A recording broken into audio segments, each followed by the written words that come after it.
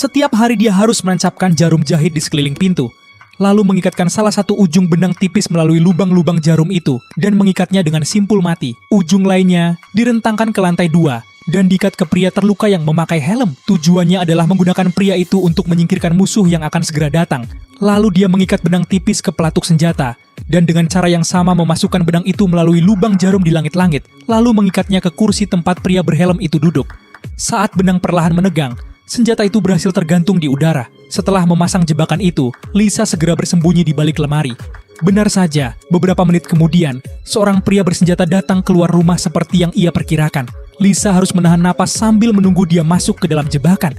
Tak lama kemudian Jimmy membuka pintu tanpa kewaspadaan.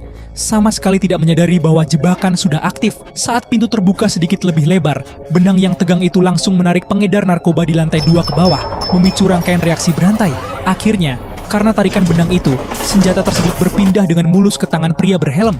Namun pada momen kritis, ternyata tidak ada peluru di dalam senjata itu. Dan pada saat itu, Jimmy juga sudah berhasil melepaskan diri dari ikatannya.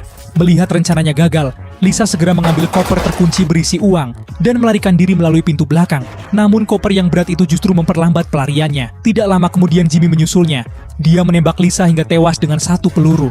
Setelah menghitung uang 1 juta di dalam koper itu, Jimmy pergi dengan puas. Namun tanpa diduga, Lisa yang hampir tak sadarkan diri tiba-tiba bangun di detik berikutnya.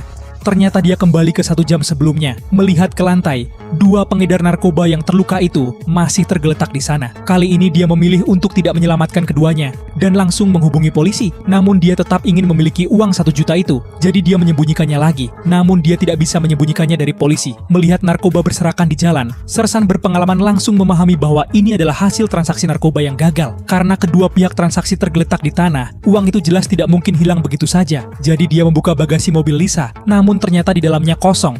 Tetapi hal itu justru membuatnya menemukan gulungan benang besar di belakang mobil. Benar saja, koper terkunci itu disembunyikan di dalamnya. Akhirnya, Lisa ditangkap dan dibawa ke kantor polisi bersama 2 pengedar narkoba karena menyembunyikan uang hasil kejahatan. Mereka semua diikat di sudut-sudut ruangan yang berbeda. Saat Sersan pergi ke kamar mandi, Lisa mendapat ide untuk melarikan diri. Dia menyuruh pria berhelm di seberangnya melepas ikat pinggang dan tali sepatunya, lalu mengikat keduanya menjadi satu. Kemudian dengan mengayunkan ikat pinggang itu, mereka bisa menjangkau kunci yang ada di meja. Lisa juga tidak diam. Dia mengeluarkan selembar kertas dari kotak jahit, melipatnya menjadi tabung kertas, lalu memasukkan jarum jahit ke dalamnya, sehingga menjadi peluncur sederhana. Dia kemudian meniupnya kuat-kuat.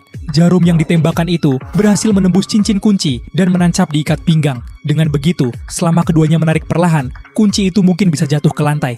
Namun tepat saat mereka hampir berhasil, bos pengedar narkoba Jimmy muncul kembali. Yeay!